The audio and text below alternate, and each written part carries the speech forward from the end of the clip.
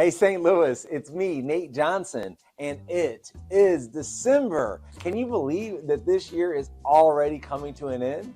I mean, I know I say that every year. I'm sure everybody says that every year because the days go by long, but the years go by swiftly, I think is what I once heard someone say. And that really is true. I'll tell you, this year has really flown by, and it's been a blessing to be able to help so many people achieve their real estate goals this year. I've been able to spend so much time with my family, travel, all those wonderful things that I love doing.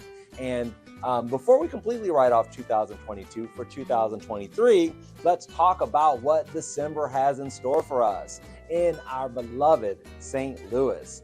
It's a month full of diverse religious, spiritual, and national holidays, and it's also Spiritual Literacy Month, and it's been observed every December since 1996. So it has been said that minds are like parachutes. They work best when they're open. So keep an open mind and, maybe you'll discover something new during Spiritual Literacy Month. There are light displays opening all around St. Louis this month, lighting up St. Louis from Wentzville to the east side, just like, Christmas tree. And there's almost too many to count, but of course, I counted several for you and went ahead and put them in the Opportunities e-letter. So check that out for a list of the light displays that you can go and check out. One St. Louis special we do have to talk about is the St. Louis Hills Candy Cane Lane. I love taking my family down there, and we go and we see the splendid decorations. And what's cool about it is that it's not done by a corporation. It is all kind of privately done, kind of bootleg style, if you will, which is kind of cool. Because like many of our most sacred, enduring traditions, Candy Cane Lane sprang from the spirit of competition. A little over a decade ago, an HVAC technician decided to enter the Holiday Light Contest. He won, but when he realized that he couldn't win again for 3 years, he contacted a few of his neighbors and they went to try to win the Block Award. When they caught wind to the adjacent streets' plans to compete, they decided to kick it up a few notches, a la Griswold style. Anyhow, Candy Cane Lane was born, and the rest is history.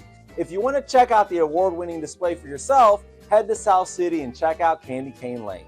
St. Louis has more than just light displays to offer this month, with performances from all kinds of musical artists like Steep Canyon Rangers, Rainbow Kitten Surprise, Smino, who actually was in a festival that I was at in Los Angeles, St. Louis's own. I didn't get to see him while I was there, but anyhow, he was there, I was there, we're both from St. Louis. There was kind of this thing. I think he knew I was there, I knew he was there. That was enough. Anyway, there's also Winterfest at the Arch Grounds each weekend, and you'll enjoy some hot cocoa, there'll be igloos, there'll be ice skating, and a s'more station, of course. And we all want s'mores, right? Head downtown to check it out and grab a bite off of Winterfest Cafe's new menu while you're down there. The St. Louis Art Museum will be hosting their 2022 Kwanzaa celebration, Teseto Yalu, Young, Gifted, and Black. And if you have not heard Nina Simone's Young, Gifted, and Black and hear the story behind it, I would encourage you to check it out. It is very powerful. And celebrated at the museum for more than 20 years, this free annual Kwanzaa celebration includes an art-making activity and self-guided tour of the galleries, which is going to take place, as well as performances in the museum's Farrell Auditorium. Like many things in our country's history, Kwanzaa has a tragically beautiful history. Dr. Malana Karenga, professor and chairman of Africana Studies at California State University, first created Kwanzaa in 1966 in response to the Watts riots. Now, the Watts riots were in response to something else. Now, if we go back to 1963, we had in California the Run for Fair Housing Act, and it stated that the practice of discrimination because of race, color, religion, national origin, or ancestry in housing accommodation is declared against public policy.